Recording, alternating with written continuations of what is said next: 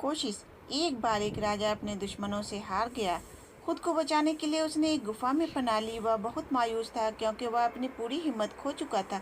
एक दिन वह गुफा के अंदर लेटा हुआ था। तभी उसने देखा एक मकड़ी जाल बनाने के लिए बहुत मेहनत कर रही है।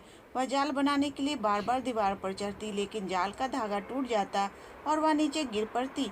ऐसा कई बार हुआ, लेकिन मकड़ी हिम्मत नहीं हार रही थी। इस तरह वह लगातार कोशिश करती रही। आखिरकार उसने अपना जाल पूरा कर ही लिया। यह देखकर राजा ने सोचा, जब छोटी सी मकड़ी बार बार कोशिश करते रहने की वजह से कामयाब हो सकती है तो मैं क्यों नहीं।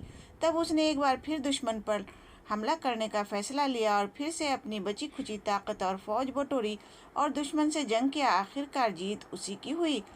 उसे वह मकड़ी हमेशा याद रही जो उसे जिंदगी का एक बड़ा सबक सिखा गई थी कि जब तक कामयाबी हासिल ना हो तब तक मायूस हुए बगैर लगातार कोशिश करते रहना चाहिए।